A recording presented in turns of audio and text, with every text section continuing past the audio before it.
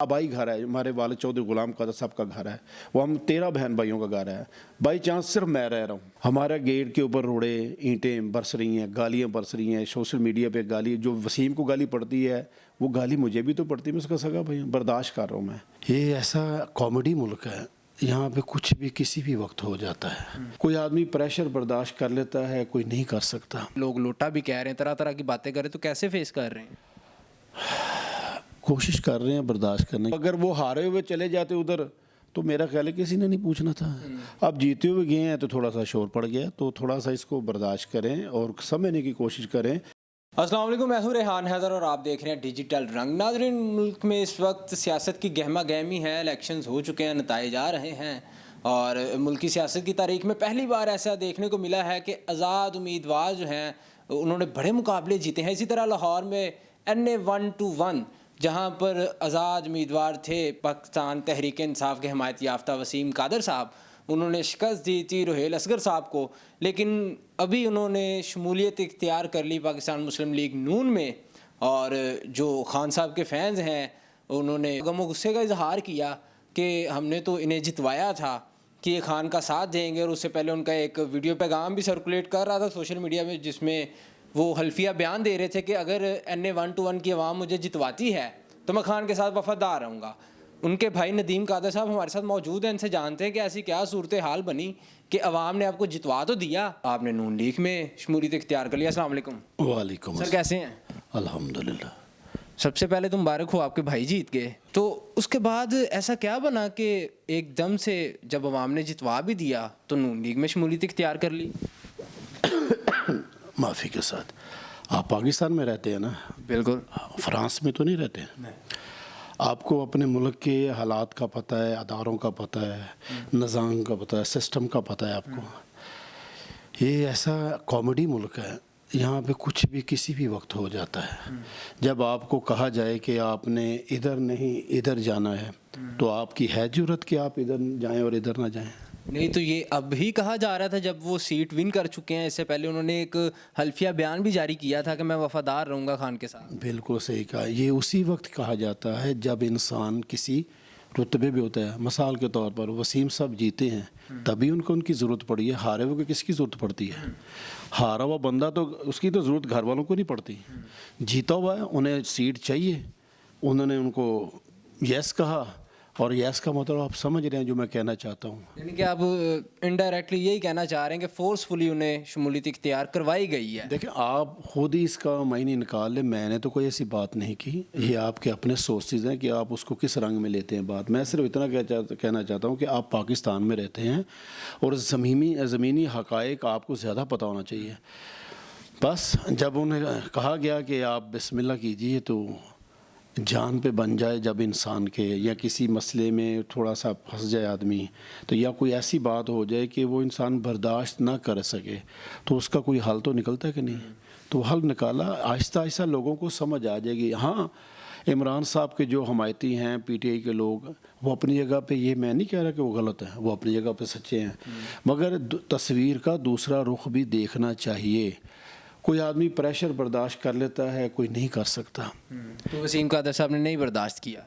आप समझदार हैं, आपने खुद ही रिजल्ट निकलवा लिया। और दूसरा ये है कि जब आपको ये कहा जाए कि आपके घर फैमिली है ना, आपका फलां है ना रिश्तेदार, तो फिर आप क्या कहेंगे? मैं तो सिर्फ इतना कह सकता हूँ कि चंद मजबूरियों को जमा प्लस करके ये बात हुई है। उसकी बात आपको चंद दिन बाद समझ आ जाएगी। जब हालात नॉर्मल होंगे तो हो सकता है वसीम साहब कुछ थोड़ा बहुत बताने की कोशिश करें कि हुआ क्या है। अभी वो किधर हैं? अभी यकीन करें मुझे भी नहीं पता। आपका ब्लड रिलेशन है, आपके भाई हैं, अवाम की जानिब से शदीद गम गुस्से का इजहार तो आप फेस कर रहे होंगे। मैंने कब कहा कि ब्लड रिलेशन नहीं है? सब कुछ ठीक है, मैं फेस कर रहा हूँ। मुझे खुद अपने घर में थ्रेड है।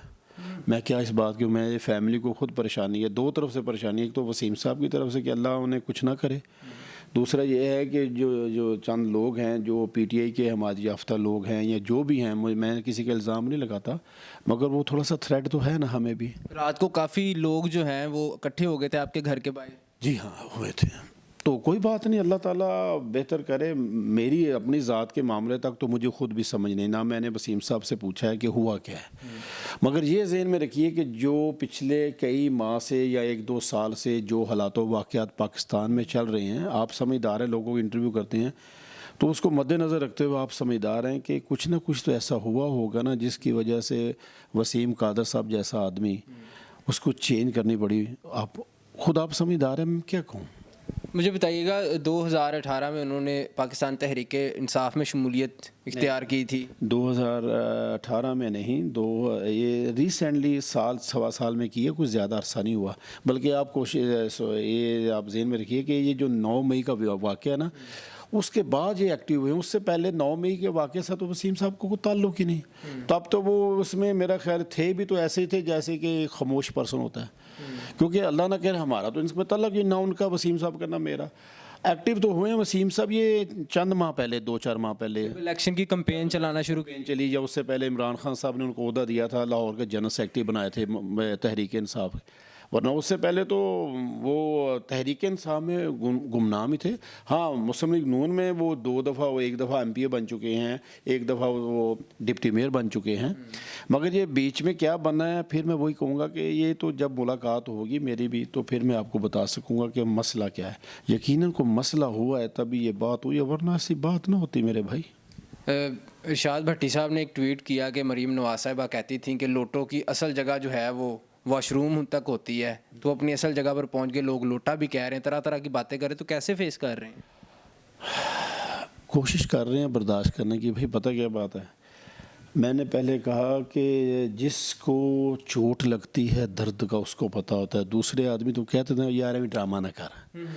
मैंने फिर कहा कि जब ये बात मैं उससे पूछूंगा अपने भाई से, जब बैठेंगे जब, तो फिर पता चलेगा कि असल हक़ाइक़ क्या हैं। और हो सकता है कि वसीम साहब उस वक्त थोड़े से हक़ाइक़ बता भी दें तो फिर आपको भी पता चल जाएगा, वरना जो गम गुस्सा है वो अपनी जगह पे जाए। क्या कहना चाहेंगे उन PTI के सपोर्टर्स को, वोटर्स को, जो इस वक्त शदीद गमो गुस्से की हालत में और कह रहे हैं कि ये हमारे साथ क्या कर दिया आपने, हमने आपको खान के नाम पर जितवाया और आप मुस्लिम लीग नून को प्यारे हो गए? भाई बात यह है कि जीता तो वसीम 2008 में भी था, 2014-15 में तो कोई हारा तो नहीं है। ये कोई नई बात नहीं जीतने में। अल्लाह ताला जब किसी के ऊपर मेहरबान होता है, हाँ इस दफ़ा PTI में थे तो जीते तो ठीक है, नाम तो आता है इमरान खान। आप देखें इस बार कांटेदार मुकाबला था, शेख रुहेल असगर जो कि नून लीग के बहुत एक्टिव वर्कर है, उन्हें शिकस्त देना कोई आम बात नहीं थी। मैंने तो कहा ही नहीं कि भाई कि वो आम बात नहीं। मैं तो ये कह रहा हूँ अपनी तरफ से सेफ साइड कर रहा हूँ कि जो कुछ भी हुआ उसके मामलात वसीम साहब से मैं डिस्कस करके आपको बताऊँ। मगर मैं एक बात आपको श्योर नहीं कह सकता हूँ कि पाकिस्तान में जो काम भी होता है ना वो खलाई मखलूक ही करती है।